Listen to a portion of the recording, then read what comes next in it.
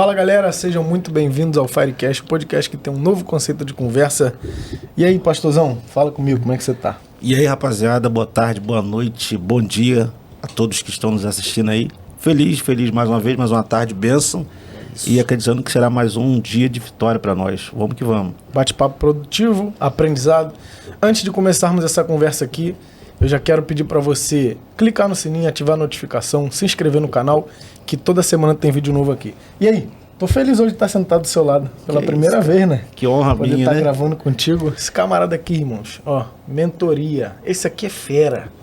Deus me disse que ia me honrar e ia sentar do lado de príncipes aí, a honra. Tá certo. Tá. Chegou minha vez. Estamos recebendo hoje nosso amigo evangelista Paulo Andrade. E aí, Paulo, como é que você tá, irmão? Pai do Senhor, gente, tudo bem? Prazer poder estar aqui, vivendo esse momento. Nessa aqui, ó. Conhecendo essa aqui, esse projeto maravilhoso, esse podcast que tem alcançado muitas pessoas e cada vez que a gente vê esse crescimento a gente fica feliz, né? Ainda mais a gente, né, que conhece o princípio, caminhou aí, né, muito tempo juntos, né? Somos raízes aí, então ver o crescimento de vocês e desse podcast, isso me deixa muito alegre.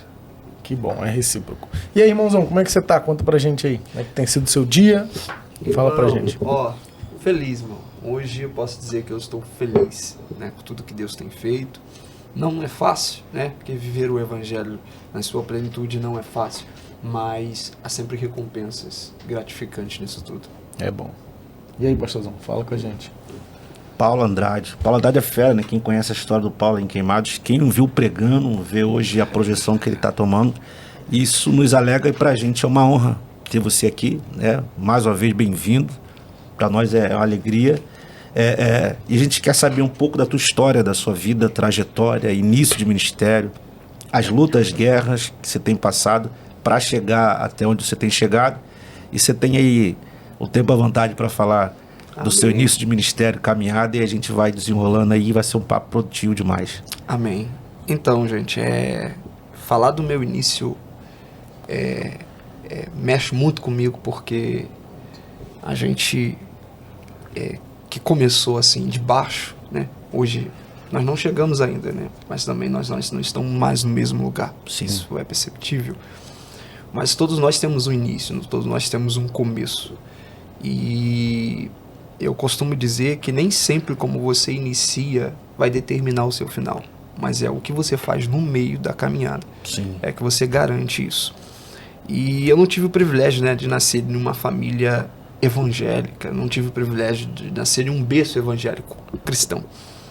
Então eu comecei ali no mundo, né, envolvido com as coisas do mundo, minha família, ninguém era da igreja, o que já é, né, muito difícil. Sim. Diante da realidade que eu vivo hoje. Você que olha alguém, uma família toda no mundo lá atrás, uma família toda não cristão. E aí você vê a família hoje em dia totalmente transformada. Improvável, né? É um improvável. E aí, cara, muitos aqui não conhecem minha história, Fernando. Muitos não conhecem o meu início, mas eu já fui dançarino de funk, né? Cara do passinho, né? Era do passinho, fazia parte de grupos de bonde também. Quem é da época aí lembra aí dos preparados, né? Coisas que, irmão, ninguém sabe. Então, quem me vê hoje, irmão, principalmente quem era daquele tempo, não acredita que hoje eu sou o que sou. E eu costumo dizer que o diabo investiu muito alto na minha vida. Então, eu estar aqui significa que o investimento de Deus foi maior do que o investimento dele. Até porque eu me envolvi, né, com a música, com o funk, com a dança. E eu não era viciado em nada. A única coisa que eu gostava de fazer era isso. Dançar. Né? E aí todo mundo que começa, todo mundo que inicia nessa pegada, o sonho é viver daquilo que gosta. Sim. Então, acho que isso está em todos os âmbitos da vida. Você sempre quer viver daquilo que você gosta. Então, eu sonhava em viver da dança. Eu sonhava. E até que, depois de muito tempo dançando ali, favela aqui, subindo ali, e aí eu participei de um concurso de dança, né, de passinho. E aí eu participando desse concurso, eu fiquei no 4º lugar. Isso você tinha quantos anos ali, irmão, mais ou menos? Rapaz, ó, eu tinha mais ou menos ali, vamos lá, eu acho que eu tinha uns 19 anos. Solteiro, né, na época de garotão? Garotão ainda, 19, 18 anos ali. E aí eu participei desse concurso, né, fiquei em 4º lugar. Aí o cara, no final do concurso, falou assim, ó, as primeiras 10 pessoas desse concurso aqui, nós vamos fazer uma ligação. E esta ligação é para vocês participarem de uma viagem para a Inglaterra, Festival Black to Black. E aí? Inglaterra, atenda o telefone, porque se não atender vai perder a oportunidade. Mas só essas primeiras 10 pessoas, e eu tava dentro delas. E eu fui para casa, tranquilo ali e tal. Meu telefone tocou, mas eu não atendi. Eita. Quando eu fui retornar a ligação, que eu liguei para eles, ele falou, meu filho, você não atendeu quando a gente ligou, então a gente já colocou outro no seu lugar. A única coisa que a gente pode fazer por você é te deixar como step. Assim mesmo, porque esse cara é curto e grosso. Ou seja, se alguém não quiser ir, que é impossível que alguém não queira, a gente coloca. E aí, eu me lembro, né, que nesse dia, eu fui visitar um culto. Eu sempre fui do mundo, mas eu tinha um temor, tinha um negócio assim pela igreja. Já tinha uma alma. Já tinha. E aí eu fui para um culto. Aí eu lembro que eu cheguei nesse culto, né? Entrei lá na igreja, o pastor estava falando sobre, irmão, nós devemos fazer propósito, nós devemos fazer voto com Deus, e aquilo entrou no meu coração. É coisa de louco. Cheguei em casa e falei assim, Deus, se o Senhor me levar nessa viagem, quando eu voltar eu dou um culto de ação de graça para você. Eu falei com Deus, se o Senhor me levar, quando eu voltar eu dou um culto de ação de graça para você. Sem ter conhecimento de quem era nada. Deus, e aí eu profundidade, fiz isso. nada. Nada. Cheguei, fiz esse propósito com Deus, não passou 3 dias, meu telefone toca. Aí o cara falou, rapaz, ó, faltou 3 pessoas hoje no ensaio, se você vir para cá agora, você vai ensaiar e você vai estar dentro. Fui pro ensaio. Participei, entrei. Tô dentro da viagem da Inglaterra, Festival Black to Black. Chegou um dia antes da minha viagem, eu estava dentro de casa. Ninguém era crente lá em casa, ninguém. Eu estava dentro de casa, pronto para viajar. A minha avó, ela já havia falecido nesse tempo. Minha avó foi a primeira a se converter na minha família. A primeira a se converter foi a minha família, na minha avó. Minha falecida avózinha, minha avó Sônia. E aí eu lembro que minha avó sempre orava muito pela gente, Frazão, mas sempre orava. Eu me lembro, eu tenho memórias de quando a minha avó pegava a gente, o meu grupo de dança, dos amigos, e levava a gente para a igreja. Ela era da Mundial naquela época, Mundial. E ela levava a gente para oração, para o culto da igreja, de brinco na orelha, cabelo louro, mas levava a gente. E a gente chegava, sentava no banco da igreja, dormia o culto inteiro, irmão. Mas quando acabava o culto, a gente ia até o pastor e pedia oração. Pastor, você pode orar pela gente? Que a gente tem um sonho de ser famoso aí e tal. E olha só, isso é doideira. O pastor virava ele podia falar, sai demônio, vai embora, a gente nunca mais ia voltar ali. Mas ele falava, meu filho, eu oro, porque hoje vocês estão fazendo a vontade do mundo, mas amanhã vocês vão fazer a vontade de Deus. Então ele sempre liberava isso. Então minha avó sempre orou, sempre levou a gente quando pôde. Só que minha avó faleceu. E eu lembro que tinha muitas guerras que a gente passava lá em casa, né? E o mundo espiritual é real. A gente sabe disso, o mundo espiritual é de verdade. E tinha uma mulher que sempre fazia obra de macumbaria, de bruxaria para matar minha mãe. Ela odiava minha mãe de todas as formas possíveis. E minha mãe era viciada de cigarro. Toda vez que minha mãe fumava, minha mãe praticamente tinha um derrame e quase morria. Só que minha avó estava lá para orar, então Deus sempre cortava o laço. Só que minha avó faleceu, minha avó morreu. E a família não tinha se convertido ainda. E aí eu lembro que um dia antes dessa nossa viagem, dessa minha viagem, um dia antes, de madrugada, eu dormindo no meu quarto com meu irmão, minha mãe dormindo no outro quarto. Daqui a pouco minha mãe acorda desesperada, chorando. Quando eu fui até minha mãe começou a botar sangue pelo nariz sem parar, e ela começou a desfalecer ali na minha frente. Era um cenário que quem olhava falou assim, já era, vai morrer, não tem como. Meu Deus, imagina. E aí eu lembrei da guerra que minha mãe passava toda vez mediante essas obras. E aí a gente foi saber depois que aquela obra de macumbaria e de bruxaria foi renovada contra a vida dela. Mas minha avó não estava mais lá para orar. A proteção havia sido tirado da gente. E aí eu fiquei ali com a minha mãe nos braços, botando sangue pelo nariz e eu pensando, meu Deus, e agora o que vai ser? Na minha mente, desesperado. Quando de repente meu outro irmão do meio, Fabrício, era menor.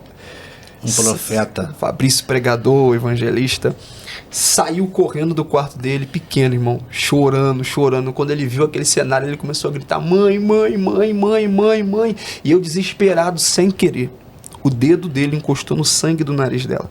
Quando o sangue dela tocou no nariz, tocou no dedo dele, o meu irmão que não era crente, o meu irmão que não era da igreja, começou a falar em línguas estranhas na mesma hora.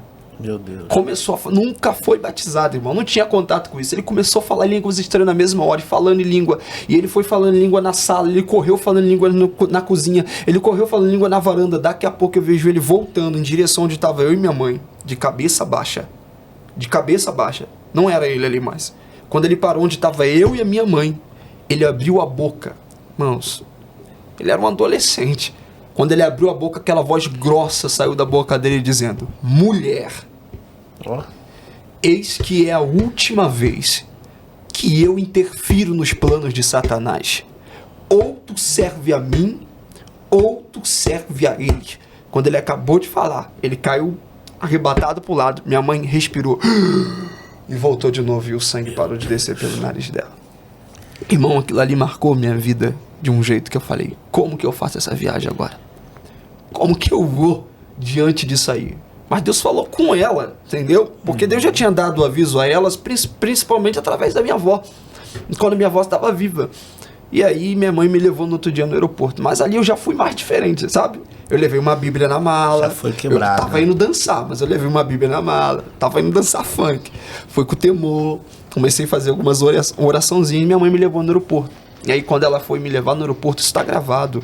Tem aí, tá no YouTube lá, Batalha do Passinho ou o filme. Quem tem consegue acessar esse filme, consegue ver a cena das famílias levando cada pessoa ou componente no aeroporto do Galeão para fazer essa viagem. E eu tô lá. E aí minha mãe me levou no aeroporto, tava lá, e eu abracei ela, e aí eu falei uma coisa com ela. Eu falei: mãe, a senhora ouviu o que Deus falou? Por favor, mãe. Por favor, mãe, não volta a fazer tudo de novo. Eu falei com ela ali, mesmo sem ser crente, eu falei isso. E ela ficou muda e não falou nada. Fui com o coração apertado, mas fui. Cheguei lá, dancei, participamos do festival Black to Black. Depois de uma viagem já fui para outra. Participei das Paralimpíadas de Londres, né? Abri as Paralimpíadas de Londres ali com Rihanna, Carlinhos Brown, Jay-Z, muitos outros famosos aí do mundo. Foi doideira. E aí eu dancei. Assim que a gente acabou de dançar, a gente já voltando pro Brasil, já estava recebendo proposta de Sport TV, empresa americana, e era algo que, irmão, não tinha como. Não tinha como sair dali. Eu participei de um dos maiores eventos televisionados pelo mundo inteiro, então não tinha como alguém desistir de uma vida dessa diante de uma oportunidade dessa. O diabo investiu alto na minha vida, por isso que eu falei para você. E aí o que aconteceu? Quando eu voltei dessa viagem, a primeira coisa que eu fiz foi o quê? Vou ir pro baile. Tô famoso, tô conhecido, pô. Fui pra Londres, Inglaterra, vou pro baile, pô. Fui pro baile com a minha galera. Cheguei em casa, botei a roupa a mala em casa, na mesma noite fui pro baile. Quando eu voltei do baile, eu tava na rua de manhã. Quando eu tava na rua, eu fui pra um baile em Aalst. Fui pro baile em Aalst. Ferroviário de Aalst. Fui pra lá. Voltei na rua. Lomeu lá direto. Olha só pra você ver. Quando eu fui na rua, quando eu voltei na rua de Aalst, um homossexual, na rua, do nada, virou pra mim e falou assim: você. Eu olhei, virando do baile ali. Deixa eu te falar uma coisa. Se você, fazendo a vontade do diabo, Deus te levou onde te levou, você não tem noção de Deus vai te levar quando você começar a fazer a vontade dele. Uau. Na hora eu lembrei da coisa louca. Antes de eu viajar, eu entrei na igreja e falei: Deus, se o Senhor me levar nessa viagem, eu te dou um culto de ação de graça quando eu voltar. E o que ele falou? Se você fazendo a vontade do diabo, Deus te levou onde te levou, você não imagina onde Deus vai te levar quando você fazer a vontade dele. Meu Deus. Irmão, na hora eu lembrei: meu Deus, agora como é que é isso? É um Deus que te leva para um lugar aonde não vai ser feita a vontade dele, mas a fim de cumprir um propósito maior que você não entende. Por que Deus poderia simplesmente não cumprir? Deus poderia simplesmente não me levar. Mas ele só me levou porque Deus tem segurança. Uau. Ele só permitiu porque ele tem segurança. Ele sabia que ele ia me levar, mas não ia me perder. Sim. Então quando eu voltei, eu falei: opa, eu tenho que dar o culto de ação de graça. Vou fazer isso. Eu e meu irmão começamos a ir atrás de alguns irmãos da igreja. Chama um, chama outro, pode ir lá, pode ir lá. Posso. Encontramos os irmãos da igrejinha. Chegou lá, na varanda da casa da minha mãe, todo mundo reunido, aquela roda feita, os irmãos estavam lá. Daqui a pouco os irmãos começaram a fazer o culto de ação de graça. E meu irmão ali sentado, e eles ali fazendo o culto de ação de graça. E daqui a pouco começou a cantar em harpa, foi cantando em harpa, foi cantando em harpa, foi cantando em harpa. Daqui a pouco eles cantaram um hino que mexeu com aquele alvo mais que a neve. E quando eles começaram, alvo mais que a neve, rapaz, minha perna começou a tremer sozinha. Eu falei, o que está acontecendo aqui? E eles aumentaram o nível do louvor e foi cantando mais alto. E foi cantando mais alto. Daqui a pouco a minha mão começou a tremer. Meu corpo começou a tremer. Daqui a pouco eu comecei a tremer inteiro, Frazão. Quando eu fui perceber, Frazão, eu já estava falando em línguas e tinha sido batizado com o Espírito Santo na varanda da minha casa. Sem aceitar Jesus. Sem ter aceitado Jesus, irmão. Você não tem noção disso. Dali pra lá eu percebi, opa, não tem como. Toda vez que tocava o telefone, entrevista não sei aonde, Deus não deixava eu ir. Vai ter... Eu passava mal. Vai ter que ir lá, eu não conseguia ir. Eu falei, quer saber? Se Deus falou que se eu aceitar e se eu viver a vontade dele, ele vai me levar em lugares maiores, eu vou abrir mão de tudo agora. Não, eu abri mão de tudo, me chamaram de doido. A galera que antes vivia comigo, falava, não é possível, cara, o que é isso? Você tá abrindo mão do sonho, né, mano? Não, você é doideira. Eu falei, abri mão de tudo, larguei tudo, mergulhei em Deus. Foi só largar tudo, entrar pra igreja, eu comecei a passar necessidade dentro de casa. Meu Deus. Doideira, mano. No mundo eu tinha.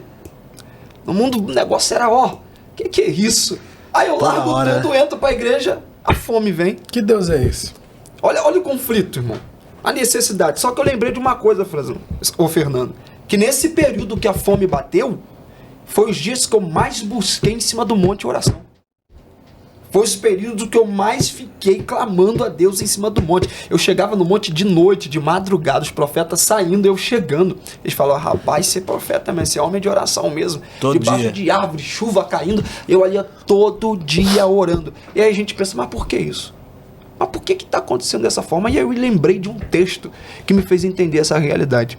Você percebe que quando Moisés sai do Egito, sai do Egito, o primeiro lugar que Moisés vai é para onde? Deserto de Midian. Aí você pensa, Moisés com a vestimenta de Egito, pulseira de Egito, roupa do Egito, tudo do Egito. Quando ele chega no deserto, que é quente demais, agora imagina, a roupa estragando, tendo que trocar. As pulseiras de ouro esquentando, teve que arrancar. As vestimentas, tudo ele teve que trocar. Então é por isso que quando alguém sai do mundo e vem para a igreja, o primeiro lugar que Deus te leva é para o deserto. Não é para te matar, não é para te envergonhar, mas só tem um propósito nisso: arrancar o resto do Egito que ainda sobrou em você. Deserto é uma escola, né? É uma escola. Então foi isso que Deus fez comigo. Ali Deus arrancou tudo. E aí a fome, a necessidade, as provações, aquilo ali para mim não foram nada, porque isso me impulsionava a buscar mais Deus ainda cada dia mais e mais.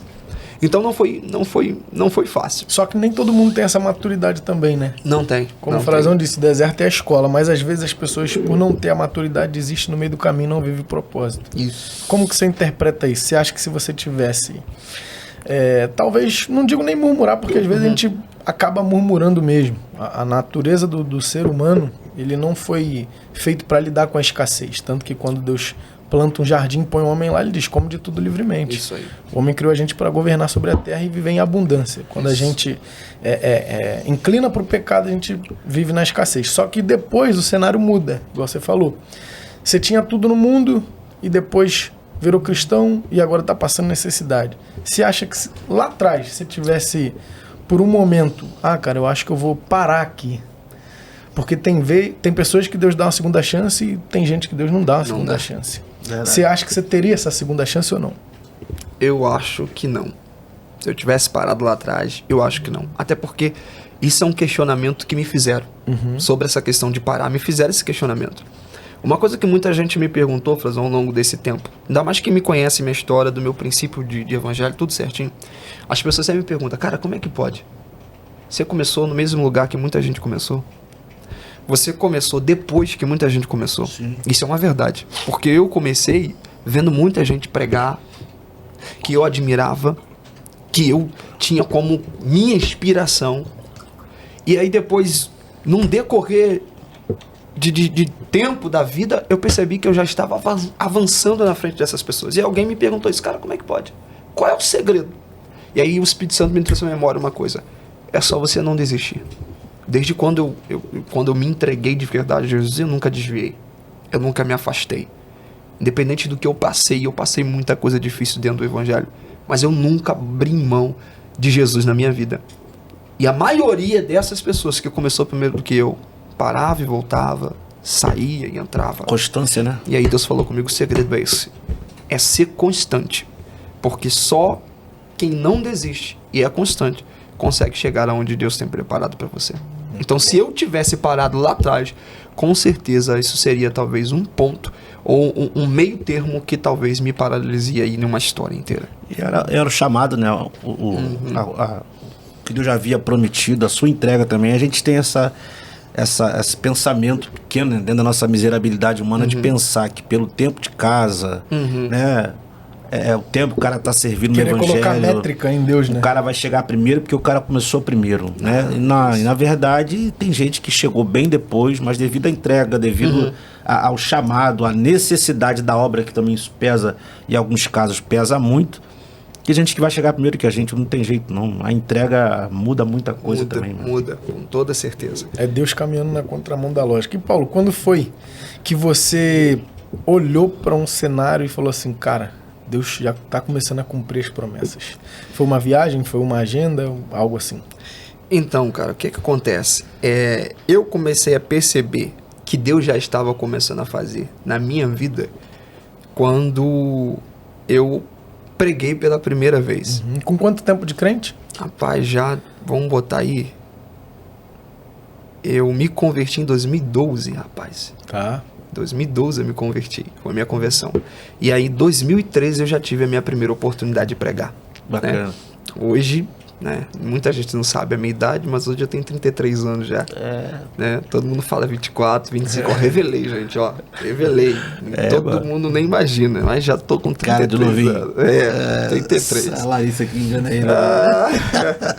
33 anos. Tá bem, pô. Mas, ó, então, irmão, é muito tempo já aí dentro do evangelho. Para mim é muito tempo porque eu não tinha expectativa nem de chegar até aqui e muito menos viver tudo isso. Então, para algumas pessoas que já estão aí há muitos anos, é pouco. Mas para mim é muito tempo porque eu sei de onde eu vim, eu sei de onde saí. Então não tinha nenhuma probabilidade disso. Então, quando eu preguei a primeira vez, eu achei isso, rapaz, o cara que tava dançando lá, tá pregando aqui.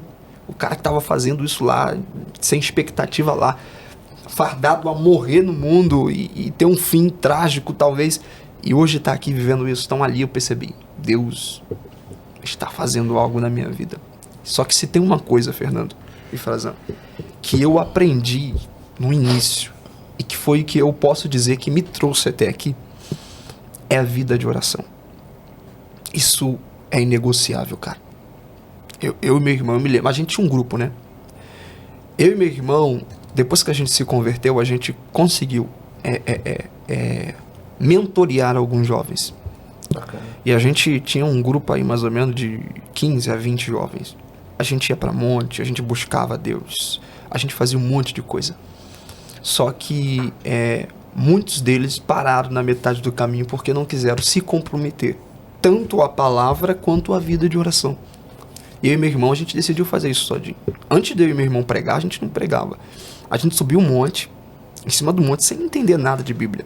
A gente começou a fazer uma campanha de oração em cima do monte, pedindo para Deus dar pra gente o dom da revelação da palavra. E aí a gente orando no secreto, chegou um vaso de lá de trás, botou a mão e falou, Deus está dando o dom da revelação da palavra para vocês hoje. E mandar ali para frente já era. Abriu. Então, abriu o leque. Rapaz, eu li a Bíblia e meu Deus do céu. Mas tudo isso alinhado à oração.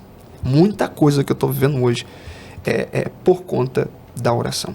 E ter essa vida de oração, Fernando Frazão, ter uma vida de oração é literalmente extraordinário e necessário no tempo que a gente vive hoje. Você consegue enxergar cenários diferentes. Você consegue ter visões diferentes de alguns acontecimentos. É por isso que Paulo, em Efésios 3,14, ele diz assim, ó, por esta causa eu me ponho de joelhos. Você percebe que quando Paulo está dizendo isso, Paulo está preso em Roma. Ele está trancado, ele está vendo o sol nascer quadrado. Ele está dentro de um espaço limitado, frio, gelado. Mas ele está dizendo, por esta causa me ponho de joelhos. Ele está orando pela causa de quem? Dele? Não. Ele está dizendo pela causa daqueles que estão do lado de fora. Agora, como é que pode? Alguém que está preso dentro, orando por alguém que está livre do lado de fora. É porque Paulo tinha uma vida de oração. E quem tem vida de oração alcança esse nível. Qual é o nível? Paulo estava preso por fora, mas estava solto do lado de dentro. Agora os outros irmãos estavam soltos do lado de fora, mas aprisionados do lado de dentro. Então quem tem uma vida de oração, o espaço, o ambiente, o geográfico não é capaz de te limitar. Você consegue transpassar ou transpor qualquer ambiente ou cenário que você esteja quando você tem uma vida de oração. É por isso que ele está preso, mas ele consegue orar por quem está fora. Ele está preso, mas ele consegue clamar por quem está fora. Porque o normal era orar por si mesmo. Sim. Deus me liberta, me tira daqui, não aguento mais, me arranca daqui. Mas como o cara estava livre do lado de dentro, ele consegue orar por alguém que está livre por fora, mas está preso do lado de dentro. Então a vida de oração Oração é tudo, né, mano? é incrível. É Muito poderoso bom. demais. E, cara, como é que a gente faz para lidar? A gente vai entendendo que Deus vai levando a gente a lugares. A gente começa a sentar em mesas que a gente nunca imaginou. A gente começa a conectar com gente que a gente nunca imaginou. E se tem uma coisa que o diabo é especialista em plantar, Sim. ou tentar plantar no nosso coração, a vaidade, a soberba. Como que a gente faz para lidar com isso? Para ter o coração protegido? Cara, então, isso é uma verdade. Infelizmente, a gente vive num tempo que muitas pessoas mudaram por alcançar alguns lugares. Né? Muda tudo, a vaidade entra, o coração muda. Você acaba absorvendo algumas informações que isso pode ser perigoso demais para sua vida, para o seu ministério e vice-versa. Porém, é uma coisa simples. É só você lembrar de onde você veio, sabe? E principalmente lembrar para onde você vai. Não basta você lembrar de onde você veio apenas. Você também tem que lembrar para onde você vai. Porque se para onde você vai, algumas coisas não podem entrar aonde você vai, então você não pode carregar sobre si algumas coisas que podem te impedir de chegar aonde você tem que ir. E eu falo isso do céu. A soberba não entra no céu. A vaidade não entra no céu. Então, se você adquirir isso no meio da caminhada, deixar isso ser pesado em você, ao ponto de mudar o seu caráter, mudar a sua visão de reino, e aí você passar a tratar algumas coisas literalmente como negócios ou com friezas, esquecendo-se do amor de Cristo diante disso tudo, você coloca a sua vida na eternidade em risco. Então não é só lembrar de onde você veio. Porque você lembra de onde você veio, do início você não tinha nada, você não era ninguém, mas é também lembrar de onde você vai. E isso acaba te livrando um pouco disso tudo aí. Muito bom. Agora, o outro lado. Abordamos um lado, agora vamos falar sobre o outro lado.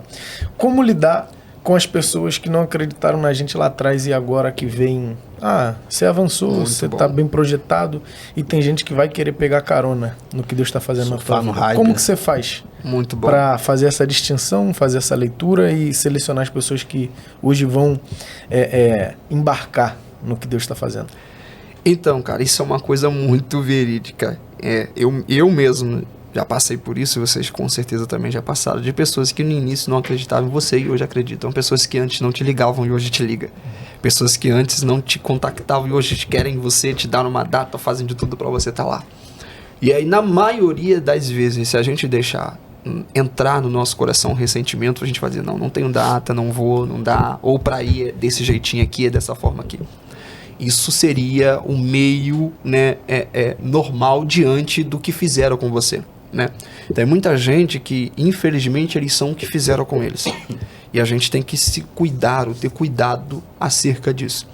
No meu caso, sobre essa questão, de pessoas que chegam depois, ou pessoas que querem te abraçar depois, ou pessoas que querem surfar, ou pegar um pouco de carona naquilo que você é. Isso agir na contramão disso não demonstra a sua grandeza diante de uma, como posso te dizer, não demonstra a sua grandeza diante de uma super fama, de superioridade. Não. A sua grandeza vai ser no tratar a pessoa de uma forma que ela não te tratou. Sim. E se ela fez ou me tratou de um jeito, eu vou tratar ela de outro jeito, porque eu vou mostrar que eu sou grande para ela. Não dizendo assim, não dá, não vou, não faço, não tô contigo, você não me apoiou no início. Não, eu vou tratar que eu sou grande quando eu consigo agir diferente com ela, diferentemente do que ela agiu comigo no início. Então isso faz toda a diferença. Por exemplo, uma coisa que eu tô fazendo, e isso ninguém sabe, né? Tem muitas igrejas que no início do meu ministério aqui, Pessoas que abriram portas para mim, né? Outras depois de um tempo, quando souberam, que também tem isso, Fernando. Tem pessoas que no início, enquanto você não é ninguém, te abre portas, hein, bota aqui, todo dia você tá aqui, faz ali, toda agenda, todo mês você tá lá. Mas depois que a pessoa vê você ganhando uma proporção, para de te chamar.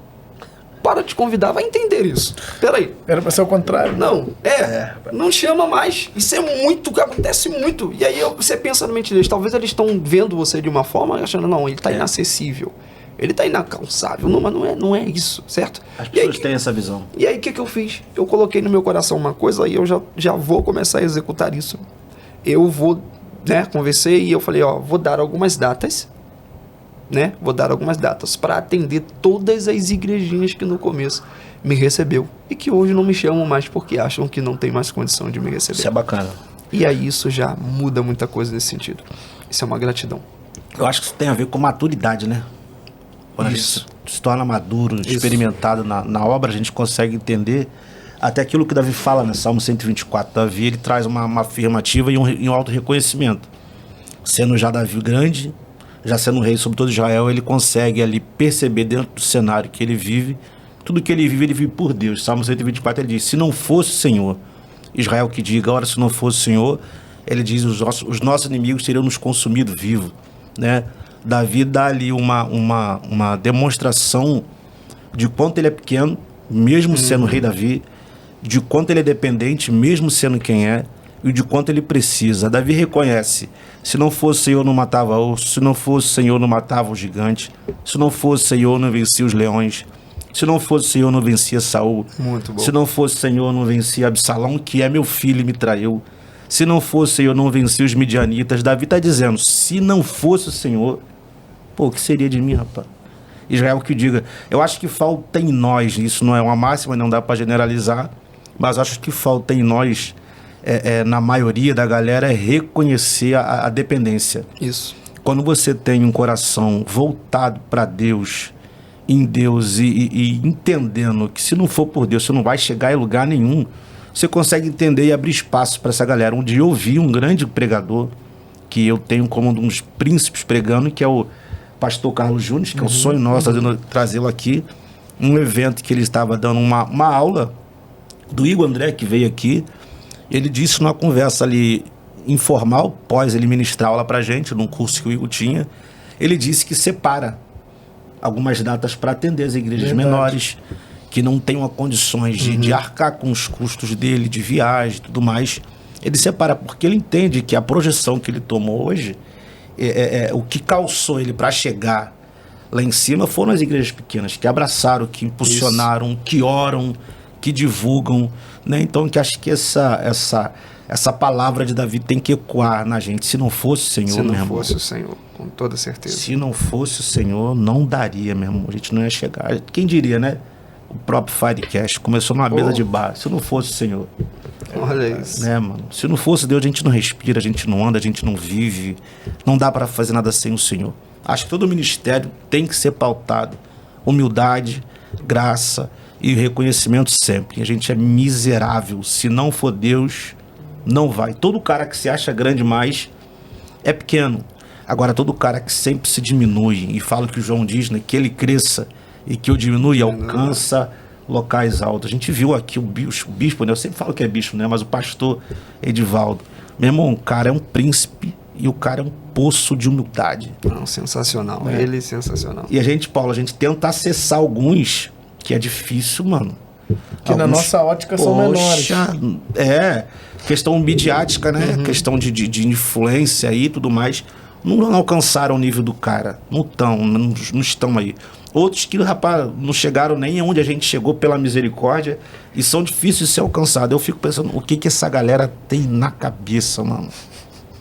Esse evangelho vai parar onde, mano? Tá doido. Mas é louvável a sua atitude. Fico feliz de saber que você pensa assim, em tentar atender a galera que um dia ajudou você a se projetar. Mas não perde isso não, isso é bom demais. Isso é top, isso é top. Plantio e colheita, né? Alguém plantou lá atrás. Sim, senão Alguém a gente não abriu chega a porta, alguém deu a oportunidade. Irmão, tratando-se disso aí, como que você faz para lidar com as traições mediante a vida e o ministério? A gente olha para Cristo na última ceia e ele anuncia que tem um traidor, a gente sabe. traição só trata de quem é de dentro, para que fique claro pra galera. Porque quando alguém que fala da gente e é de fora é oposição. Nunca entrou no nosso lar, nunca teve acesso à nossa mesa. Sim, sim. Então, quando a gente fala de traição e olha para a última ceia, Jesus mostra pra gente que na ceia tem comunhão, tem pão, mas também tem traição. O lado de dentro tem essas três características. Tem. E como que você, Paulo Andrade, faz para lidar com isso? Então, essa questão aí é uma questão muito, muito forte, porque a traição, ela tem o poder de te derrubar e também tem o poder de te amargar. Infelizmente, tem muita gente que hoje amargou na vida, amargou com o evangelho por conta de traições. E isso muda caráter, isso muda personalidade, isso muda a mente, isso muda tudo, isso muda a atitude, né? Mas Jesus, você deu um exemplo lindo demais. Jesus estava na mesa, né? E isso é interessante, que tem coisas que só acontecem na mesa. Quando você fala de mesa, você fala de comunhão. Geralmente você não senta em qualquer mesa com qualquer pessoa. Você não senta em mesa em grupo com qualquer um. E aí Jesus sentou na mesa. E ele foi dando sinais acerca do traidor. Aquele que pegar o pão, babá, e que eu botar na boca e tal. Jesus fez isso tudo. Ele fez isso tudo aqui. Tudo. Todos esses passos que ele falou, ele fez. Só que ainda assim, o João colocou a cabeça no peito dele e perguntou: quem é? Mas peraí, olha os sinais que ele deu, olha as coisas que ele falou, e o João ainda estava perguntando quem é. O Pedro não sabia quem era. Ele fez o que ele falou. O traidor é aquele que ia pegar o bocado de pão e tudo mais, e levar a boca. Ele deu, ele fez o que ele falou, mas os discípulos ainda assim não sabiam quem é. Agora, vamos lá, se eu estou aqui, se eu falar assim: Fernando, o traidor é quem pegar o copo com a mão esquerda e beber. Aí logo em seguida, Judas vai pegar o copo com a mão esquerda e vai beber. Vocês vão saber que foi quem? Judas. Porque ele fez o quê? Pegou o copo com a mão esquerda aí? Bebeu. Jesus falou o que eu pegar o pão e fez. Jesus deu tudo. Mas os discípulos ainda perguntaram: quem é? Quem é? Quem é? Sabe por quê? Porque naquele momento, Jesus cegou a mesa. Porque só uma pessoa tinha que rever os seus conceitos diante daquilo ali, que era Judas. Então, os outros discípulos tiveram um entendimento cegado naquele momento, e Judas, naquele momento, na mesa, estava tendo a oportunidade de mudar de vida. Jesus não descartou Judas. Jesus não abriu mão de Judas naquele momento. O próprio Judas, com a sua própria atitude, é que se distanciou de Jesus. Então, o traidor, ele tem essa tendência de nos ferir, né? E automaticamente se afastar. Dificilmente você vai ver alguém que te trai e quer continuar perto depois. Mas Jesus não. Jesus agiu diferente com ele. Foi traído. Quando ele chegou para Jesus, tu és meu amigo. Mas a consciência pesada dele, o remorso, porque ele não teve arrependimento, a gente sabe disso. Ele teve remorso, levou ele a se suicidar e tirar a própria vida. Então, Jesus tratou um traidor como um amigo. E como que você consegue chegar nesse nível, irmão? De você continuar tratando alguém sem mágoa, sem ressentimento, tendo um coração perdoável. Quando você alcança o nível de você ter um coração perdoado, irmão, a pessoa pode te chatear agora, você pode ficar chateado agora, mas amanhã a pessoa pode ter feito algo complicado com você agora, mas amanhã. E por quê? O coração perdoável entende que a pessoa é ser humano. O coração perdoável entende que a pessoa é pó, é barro. O coração perdoável entende que a pessoa ela é falha, tem tendência do pecado. Né? Não adianta, isso é da nossa natureza. Entendeu? O ser humano é complicado, Fernando. O ser humano é complicado. Entender a mente humana é muito complicado. Pessoas que caminham contigo durante muito tempo, andam contigo durante um tempo que você jura que conhece, às vezes pode tomar decisões que você fala: rapaz, eu nunca imaginava que isso ia acontecer. Mas isso é tudo ser humano. E isso está desde o princípio. Isso está lá desde o início. Isso já, de muito tempo acontecendo. Então, quando você consegue chegar a esse nível de entendimento e ter um coração perdoável desse jeito, você consegue lidar com traições, você consegue lidar com decepções, sem carregar mágoas. Eu tenho muitas pessoas que me feriram. Eu tenho muitas pessoas, eu conheço muitas pessoas que fizeram coisas comigo que, mano, se fosse pelo que fizeram, não era nem pra mim estar de pé aqui hoje. Mas por que hoje eu estou de pé? E por que eu não guardo mágoa de ninguém, não guardo rancor de ninguém? Porque eu aprendi a ter um coração perdoável. Isso faz toda a diferença. Muito bom. Isso é bom. Olhando para o que você ressaltou aí, eu tava pensando aqui, Frazão, que existem traições que a gente investe, cara. A gente só é traído porque investiu naquilo, porque os sinais são gritantes. Sim, Se a gente for ver, o traidor vai dar sinal. verdade. É o que o Paulo disse. Os sinais estavam claros. Estavam claros. Só que é o que ele disse, a gente fica cego. Onde? Na mesa. Na mesa. Conversa, dá ouvido, a conversa é boa. E os sinais estão gritando. Estão gritando. Essa questão da jeito, mesa é complicada, não. cara, do mesmo jeito que os sinais estão gritando, a gente está investindo no traidor.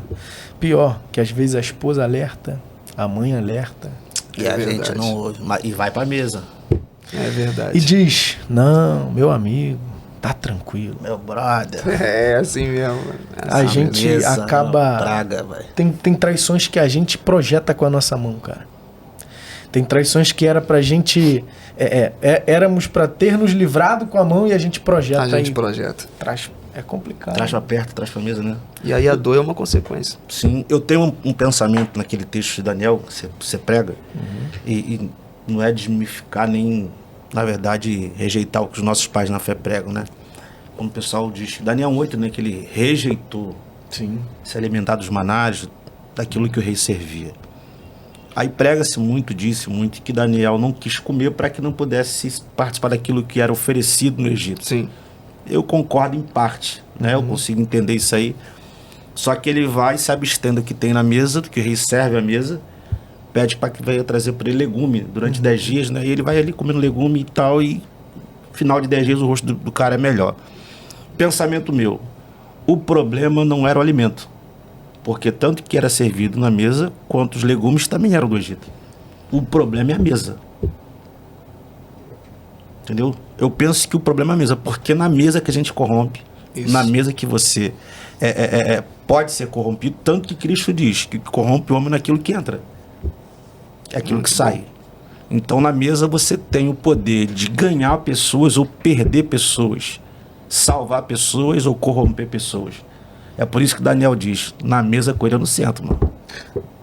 Pode me dar legume. Não, mas se você quiser comer carne, frango, peixe, só na mesa. Não, eu como só legume, mas na mesa com ele eu não sento. É um pensamento, né? Muito Eu acho bom. bacana porque tratando-se de mesa a gente consegue ganhar muita coisa. Não, Muita coisa. e a Ou su- perder muita coisa. E a né? sua atitude pode acabar influenciando outras pessoas Sim. que estavam com a mente literalmente fixadas naquilo ali. Porque quem fez isso foi só Daniel, mas depois os outros 3 Sim. acabaram fazendo também. Entendeu? Então você influencia. O ambiente que você tá, ou você influencia, ou você é influenciado. Isso é bom. É forte. E a gente percebe que, igual você falou, a mesa é o lugar que a gente senta com o coração acessível, cara. É o que ele disse, a gente não para trocar ideia em qualquer lugar ou com qualquer um. Mas se, por exemplo, depois numa recepção, sua esposa cantou, você pregou, você sentou na mesa, tem uma pessoa que quer dialogar com você, você tá com o coração aberto. Se essa pessoa te para no meio da rua, por exemplo, você não sei quem é. Só que ali verdade. ele já acessou a metade, ele já tá sentado. Tá Já tudo tá bem. sentado. Já tá na Verdade. mesa, tá tranquilo. Alguém conhece, alguém deu acesso, alguém colocou ele aí. Caraca, é verdade. E às vezes é nessa que a gente abre a outra metade da porta do coração. Porque uma metade já tá aberta, já tá na mesa. Continuando na mesa. Vai. Uma coisa que acontece muito na mesa é a rejeição. Rejeição. Como vocês lidam, como você consegue lidar com a rejeição. Porque a gente passa por isso. Sim. Né? Até você alcançar um certo nível, na mente das pessoas, alcançar um certo status, a gente é rejeitado.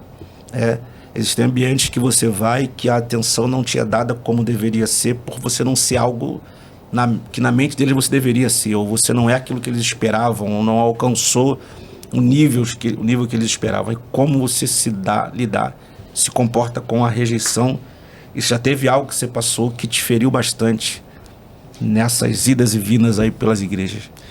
Então, rejeição, ela faz parte do ministério, né? Acho que todo mundo precisa passar por essa fase. Sim. A rejeição. O próprio Jesus passou por isso. E essa rejeição, ela acaba te impulsionando. Eu tive muitas rejeições no início do meu ministério, né? Tenho algumas rejeições até os dias de hoje. Porque as pessoas são assim. As pessoas te rejeitam até não te conhecer. certo? Pode ter uma boa parte que te conhece, mas existe sempre uma outra parte que vai te rejeitar por não te conhecer. Sim. As pessoas, elas valorizam quem conhece, elas valorizam quem elas vê, elas valorizam quem ela enxerga. Sim. Isso é dessa forma. E você falou de uma coisa muito interessante, e aí vamos na mesa de novo. O que acontece? A história linda de Mefibosete está aqui. Você conhece como é que é essa história?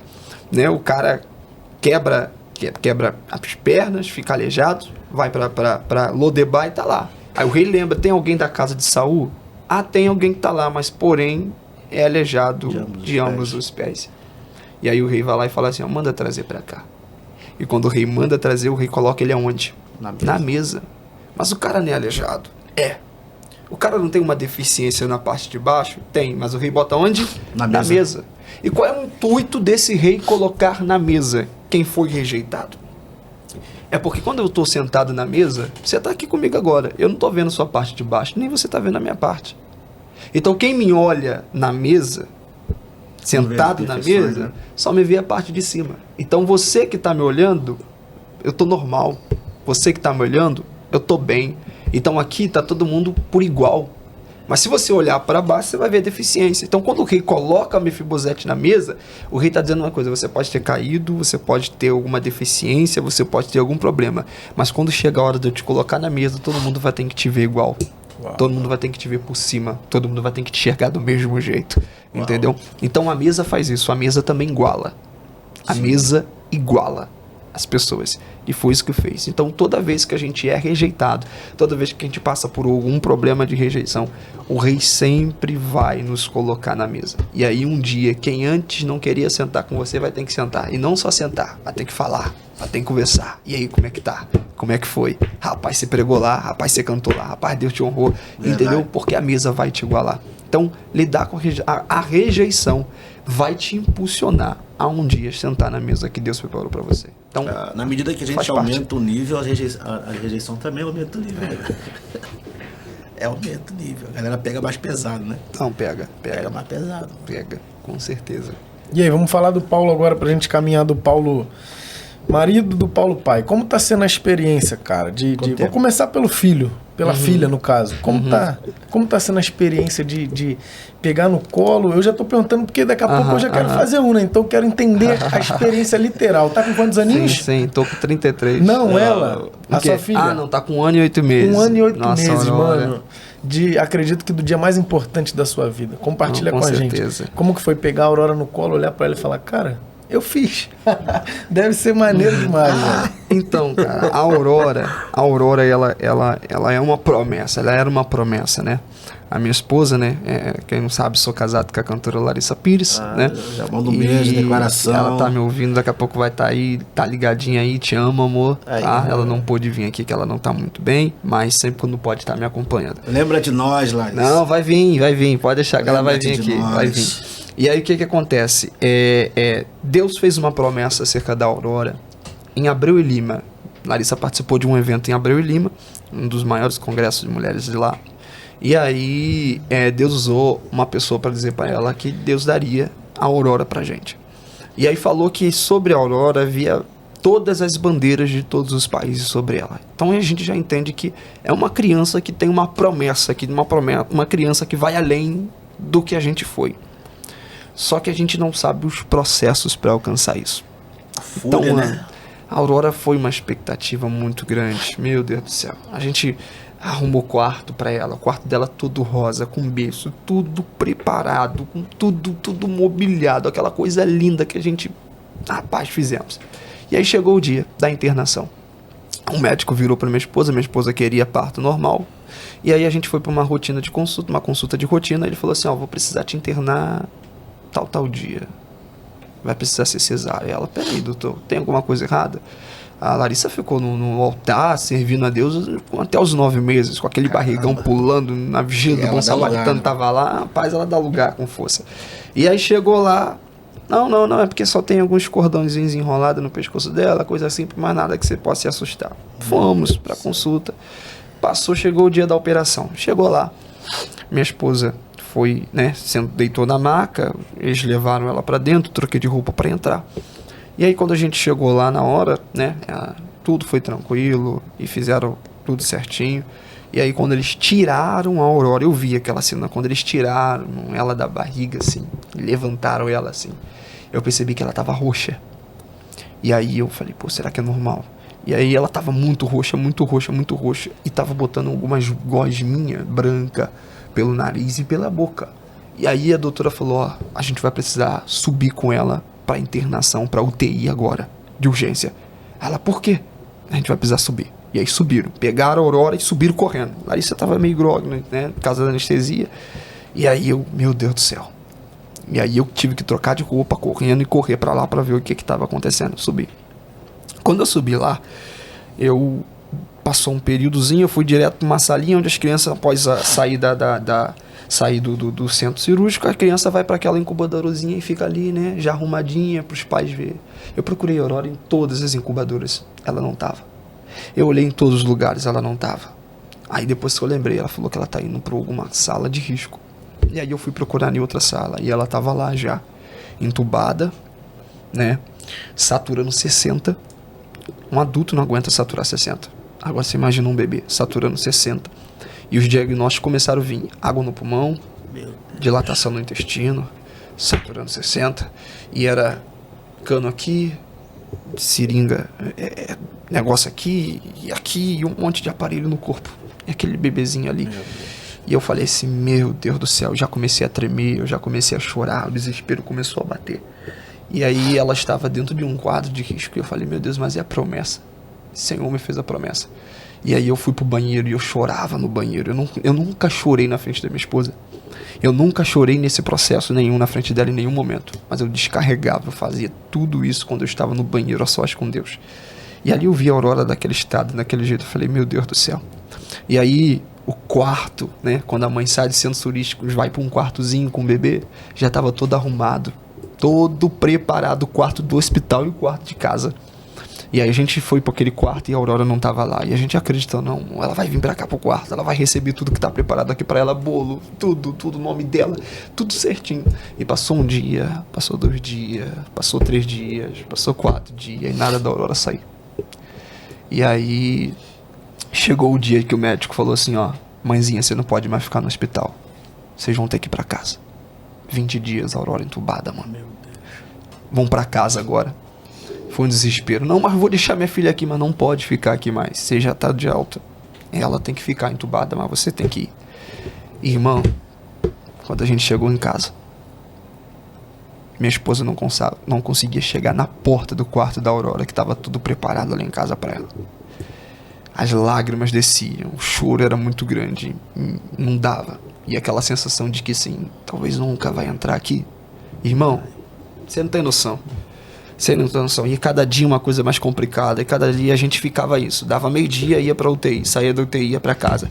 Meio-dia pra UTI, saía da UTI. Quando foi no dia 1º de maio, a gente foi pra casa. No dia 2 de maio, a doutora mandou uma mensagem no dia 1º de maio, a doutora mandou a gente ir pra casa e falou assim, mãezinha, paizinho, se o telefone de vocês tocar, é porque a gente perdeu a Aurora. Olha só, se o telefone tocar, a gente perdeu a Aurora. A minha esposa foi pra casa e eu vi ela a madrugada inteira com o telefone no dia 1º dizendo, não vai tocar, não vai tocar, não vai tocar, não vai tocar. E dormi e tava lá com o telefone na mão, não vai tocar. Dia 1º. No dia 2 de maio saiu uma música que ela gravou 2 meses antes, quando ela estava grávida ainda da Aurora. 2 meses antes a música dela sai. Qual era a música que ia sair no dia 2? O Rei da Glória. Era a música. A música, toda a música dela sai exatamente aos meio-dia, certo? A gente sempre tem o costume de assistir o clipe juntos. Nesse dia ela falou, amor, não vou assistir clipe nenhum, porque meio-dia é o horário de eu entrar na UTI. Se eu entrar na UTI mais tarde, eu vou perder mais tempo com a minha filha. Eu falei pra ela, falei assim, amor, hoje você vai sentar aqui e você vai assistir o seu clipe. Ela entendeu, sentou e assistiu. Quando ela começou a cantar no clipe dela, 2 meses antes, ela cantando, louvando ao Senhor. No final do clipe, numa ministração, 2 meses antes, grávida da Aurora, ela falou assim, ó, no quarto desse hospital, olha o Rei da Glória entrando aí agora. Quando ela falou isso, irmão, arrepiou tudo. A gente foi tomado na sala de casa em lágrimas e línguas. Ela levantou a mão pro céu e ela falou: Senhor, o Senhor que me usou 2 meses antes, já sabia o que eu iria enfrentar 2 meses depois. Então o mesmo Deus que está lá, está aqui. Passa naquela UTI e arranca a Aurora de lá agora, Rei da Glória. 1 hora a gente entrou na UTI. Eu sempre entro primeiro, né? Ela entra depois, eu sempre entro primeiro. Eu botei, lavei a mão na pia, ela ficou do lado de fora. Aí tem uma porta assim. Ela ficou do lado de fora e eu entrei. Quando eu entrei, irmãos, que eu cheguei de frente pra incubadora. A lágrima começou a descer. Descer. Eu abaixei a máscara. E ela lá de fora me vendo chorar. Ela nunca me viu chorar. Mas eu chorei muito naquela hora. Eu arrepiei, eu chorei. E quando eu saí, eu falei: amor, você tá pronta? Ela: amor, não fala isso. Pelo amor de Deus. Eu falei: amor, tem que te dizer uma coisa.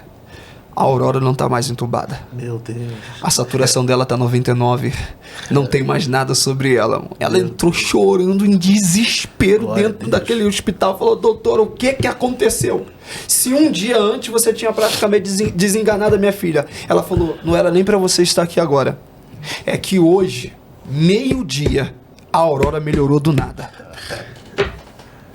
Exatamente no horário que a gente estava dentro de casa assistindo o clipe, dizer: passa lá agora, Rei da Glória. E Ota, tem uma observação. No laudo de saída dela, naquele negócio de saída dela, estava escrito assim, ó: passamos em revista e o tubo já não estava mais na boca. Peraí. Quem tirou? Você entende isso? Não é qualquer tubo, é um tubo que entra aqui e chega quase na garganta. Passamos em revista e o tubo não estava mais na boca. Tiraram o tubo dela. Arrancaram o tubo dela. Isso foi o Espírito Santo. E então a Aurora pra gente hoje, cara, é um milagre. É um milagre, mano. Meu Deus. Ela é um milagre. Não é fácil porque o coração de pai e de mãe, meu Deus do céu. Ah, mano, Mas ela é um milagre. Mano, ó, ela é um milagre. E eu sei que muita gente tá assistindo isso aí. Que você acredite, você tenha fé, sabe? Que Deus pode mudar o quadro, Deus pode entrar nessa UTI, Deus pode entrar dentro desse quarto e tirar alguém daí. Porque Deus é especialista em fazer isso. E a única coisa que a gente fez foi acreditar na palavra liberada. E aqui eu encerro essa parte aqui. Porque a palavra tem poder de mudar o nosso cenário, Fernando. A palavra tem poder. Você lembra da mulher do fluxo de sangue? Ela estava sozinha dentro de um quarto quando ela falou: se eu somente tocar, eu serei curada. Não tinha ninguém com ela lá. Ela virou para ela mesma e disse: se eu tocar, eu vou ser curada. E aí quando ela chegou lá, que ela tocou nas vestes dele, Jesus falou assim: ó, alguém me tocou, porque de mim saiu virtude. Sabe o que é isso? É a cura que sai dele e vai para ela. Não foi ele que botou a mão nela e falou assim: ó, seja curada agora. Foi ela que tocou e arrancou a cura dele. Por quê? Porque tinha que acontecer como ela profetizou: se eu tocar, eu vou ser curada. Se eu tocar, eu vou ser curada. Então a tua palavra tem poder de mudar a sua realidade. Eu sei que diante de momentos difíceis, de guerra, de luta, a tendência desses cenários é fazer a gente liberar palavras negativas para nos jogar mais para baixo ainda. Sim. Mas quando você está num ambiente contraditório e você libera uma palavra positiva contrária a esse ambiente, você vai viver aquilo que a sua palavra foi liberada. Abraão estava no pé daquele monte e ele estava com aquela sentença: qual? Sobe para matar o seu filho. Aí os moços falaram assim: Abraão, e a gente? Fica aqui, porque eu e os meninos vamos ali adorar e voltaremos para vós. Espera aí. Se ele sabia que era para subir, para matar, por que ele está falando para os moços? Nós vamos adorar e voltaremos para vós. E aconteceu exatamente como ele profetizou. Ele foi, adorou e voltou, ele e o filho dele. Então a palavra tem poder de mudar a sua realidade. Muito bom. Muito bom.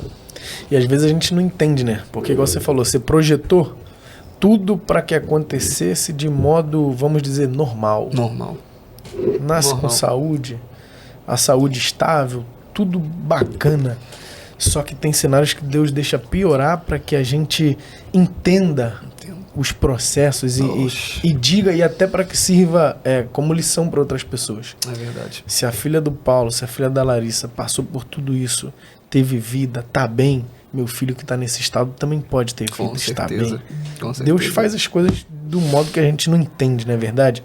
E casamento, irmão, como tá sendo a experiência aí de estar casado com a cantora Larissa, de estar rodando o Brasil, pregando, ela cantando? Como tem sido essa experiência? Conta pra gente caminhar. Mano, ó, experiência incrível, né?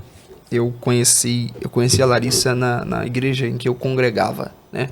Em que eu servi durante muitos anos. Tenho um respeito enorme por essa igreja que é a DVIP, né? Vocês conhecem, pastora Helena Raquel. Fui consagrado a evangelista por elas, pela pastora Helena, pelo pastor Leomar. Então aprendi muito ali dentro daquele ministério. Sim. Hoje, se eu sou o que eu sou, eu devo isso também a muitos aprendizados, instruções e direcionamentos que eu tive ali dentro daquele ministério. Então aprendi muito ali. E ali a Larissa sempre ia lá naquele culto, né, cantar, e foi ali que eu conheci ela, né, e aí Deus fez um reboliço muito grande e a gente formou nossa união. E hoje, cara, né, caminhar com a Larissa, viver todos os dias do lado da Larissa, pra mim é cada dia um aprendizado muito grande, e eu consigo enxergar uma plenitude extraordinária de Deus na nossa vida acerca disso. É porque uma coisa é você caminhar do lado de alguém que não entende seu ministério, é você caminhar do lado de alguém que não entende a tua chamada, é você caminhar do lado de alguém que tem resistências diante de algumas coisas que Deus fala com você, ou não tenha a mesma conexão. Mas quando você caminha do lado de uma pessoa, cara, que tem a mesma chamada, tem um ministério, tem sensibilidade espiritual e que acredita em você acima de todas as coisas, é diferente. O meu casamento é isso. Tem gente que disputa lugares. Tem gente que disputa oportunidades. Eu e Larissa disputa elogios. Quem vê a gente na igreja fica doido com isso, porque a gente disputa elogio. Quando ela pega o microfone em mão, só de elogio. Você tem noção. A igreja pula, a igreja aplaude.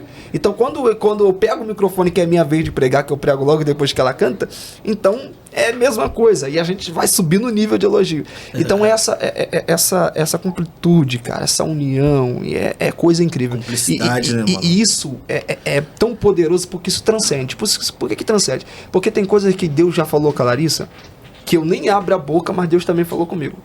Tem gente que às vezes quando a gente quer abençoar ou fazer qualquer coisa, você tem noção do nosso nível de sintonia. Deus colocou no coração dela de abençoar tal pessoa, mas Deus também colocou no meu coração, mas eu não falei nada pra ela, e ela também não falou nada pra mim.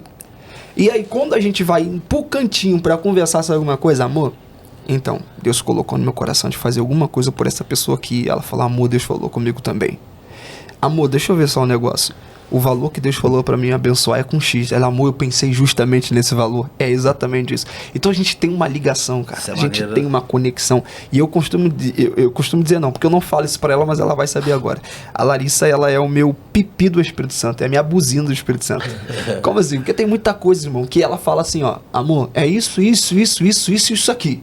Rapaz, não acontece exatamente como ela falou? Então quando ela fala algumas coisas, eu já fico logo com o pé atrás. Rapaz, eu não vou, eu não faço, eu não entro. Não, sabe que... porque ali é certo. E ela não erra. A Larissa tem um negócio com Deus, irmão, que ó. Então, cara, a minha união, meu casamento, eu posso dizer que é um casamento completo, bendito no Senhor. E é onde Jesus é o centro dele. Porque isso é muito importante. Jesus é o centro do meu casamento.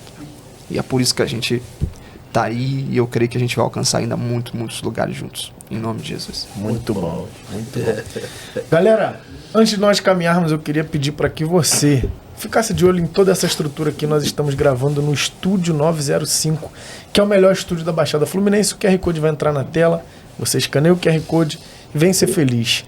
Câmeras em 4K, microfone com uma ótima captação, ambiente climatizado, o clima que é ajustável, você pede, eu quero mais calor, quero mais frio. Top de linha. E aí, Paulo, tá bem aí, mano? Oxe. Conta pra gente a experiência de estar no Firecast no Estúdio 905.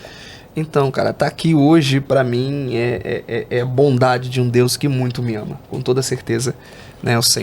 Eu acompanhava vocês ali desde o início, né?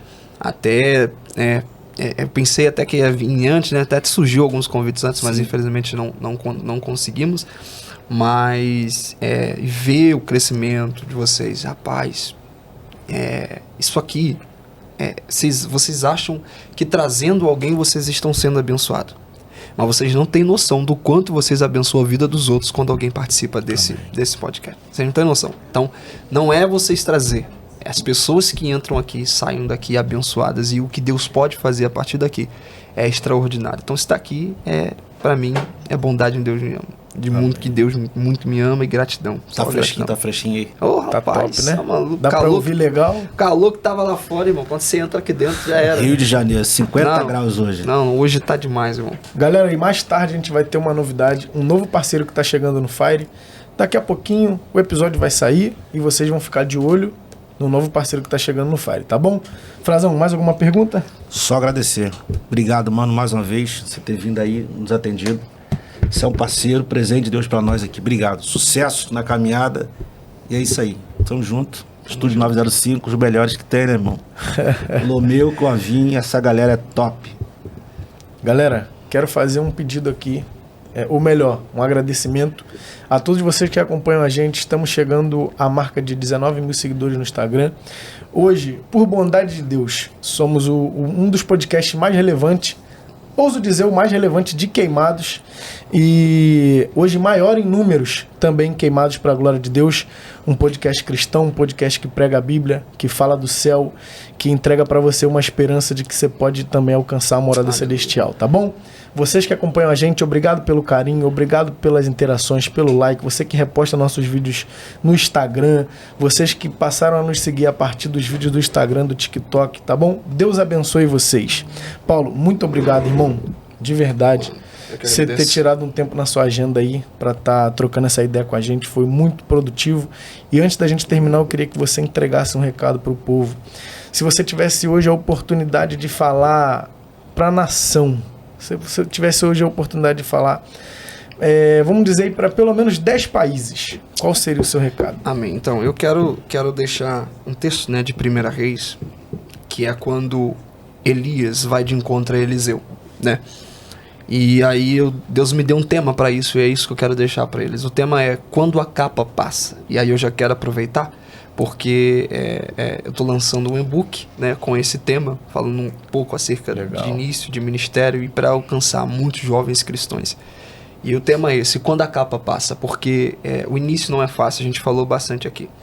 E aí eu me lembro antes, né, no início, de quando eu estava lá, indo para a escola, né, eu vendia ferro velho, né, para poder comprar alguma mistura, alguma coisa para casa, para minha mãe, para meus irmãos.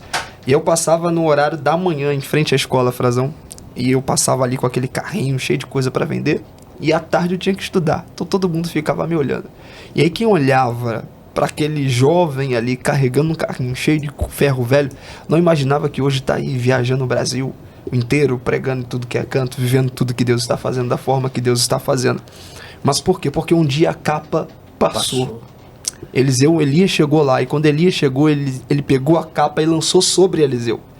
Elias não fala nada, ele só lança a capa. Quando ele lança a capa sobre Eliseu, o próprio Eliseu abre a boca e diz: deixa eu só se despedir do meu pai e da minha mãe e eu já retorno. Elias não falou nada, só passou a capa. Mas por que Eliseu teve essa atitude? E aqui vai a mensagem para todo mundo. Porque Eliseu já estava pronto para aquilo que Deus tinha preparado para a vida dele. Então se prepare. Se prepare, não deixa para se preparar quando a oportunidade chegar, mas esteja pronto para quando a oportunidade bater na sua porta. Porque quando a capa chega, ele já entende e fala: vou se despedir do meu pai e da minha mãe. E aí ele corre, se despede do pai, se despede da mãe, e logo depois está escrito assim, ó: e Eliseu queimou os bois que ele usava para a terra e deu para o povo comer de churrasco. Isso foi tema de uma mensagem minha durante muitos anos. Por que ele queima os bois? Porque os bois é o que ele usava para continuar no trabalho que ele exercia. Então ele queimou o boi para se certificar que nunca mais ia voltar para aquilo de novo. Então quando você queima, quando você abre mão de verdade de algumas coisas, você está mandando uma mensagem para o mundo espiritual e também está confirmando ou selando diante da promessa: eu estou saindo daqui e eu nunca mais volto no mesmo lugar. Eu vou viver o que Deus tem preparado para mim. Então esteja pronto para aquilo que Deus tem preparado para você. Muito bom. Irmão, obrigado pelo seu tempo. Amém. Esse foi o Firecast, o podcast que tem um novo conceito de conversa, sempre para a honra e glória de Jesus. Tamo junto. Deus te abençoe. Abraço. Fui. Finalizei.